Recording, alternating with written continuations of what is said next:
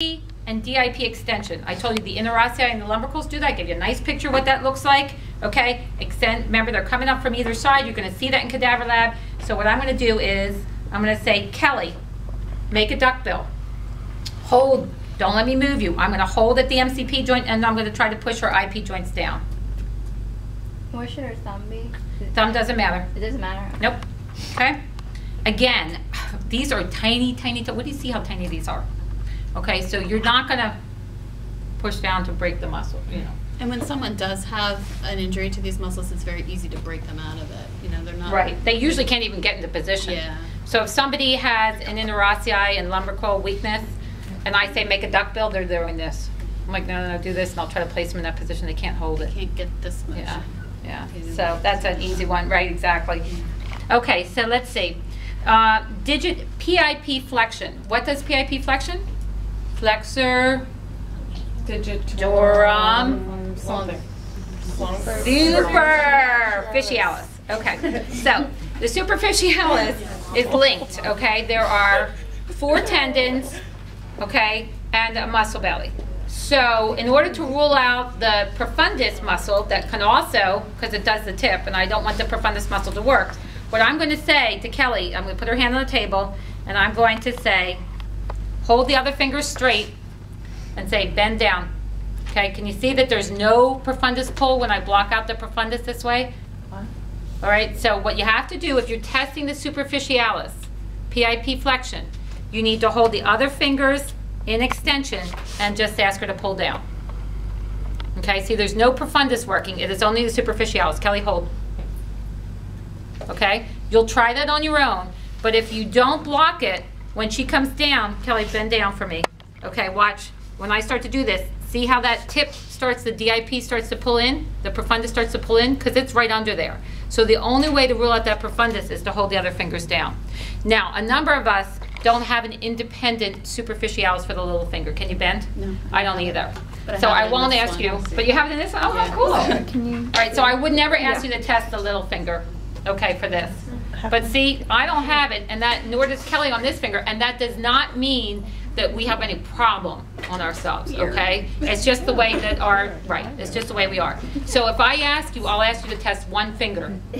Test Leanne's long finger for PIP flexion, for example. I'll give you one finger to test for it, okay? And it won't be the little finger.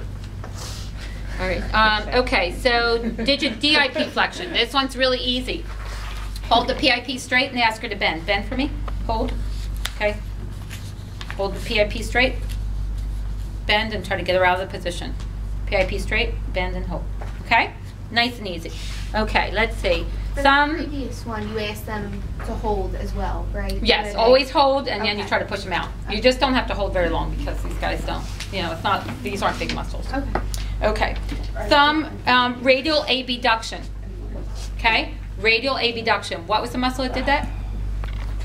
Abductor pollicis. You should know half of the, or 3/4 of the muscle right away. Abductor pollicis longus. So just remember, this is position. I know it's abduction, and I know it's pollicis. If you get the longus versus brevis wrong, you know, it's a 50-50 shot. That's not bad. Right? But, you know, it's better than not being able to give anything. Right? So, okay. So we're going to put her into radial abduction, and what am I going to do?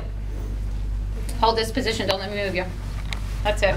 And you're not pressing here. Right, not pressing up here. Pressing down here, because it's at this, that joint inserts in, I mean, that tendon inserts into the CMC joint. So I want to get down below the MP joint when I'm trying to press in there. Okay, so again, it's all listed. How about palmar abduction? Give me a muscle. Abductor, pollicis, brevis. Okay, good. Holds out. Remember I said to you, hold out. You can feel that muscle. You can see that muscle. Okay, hold this position, Kelly. Don't let me move you. That's it. Get her into it. Palmar abduction. Push her out. That's it. Okay? Okay, let's see. Thumb MP joint extension.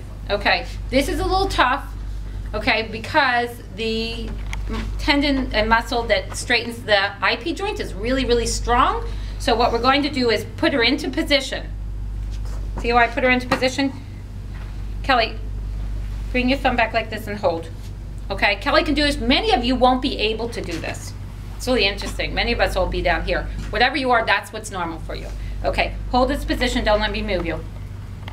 Okay, same for MP joint flexion. The flexor pollicis longus for the IP joint is very strong. So I'm just going to place her down without bending her tip joint. I'm going to say just hold that position right like that. Okay, 1, 2, 3, hold.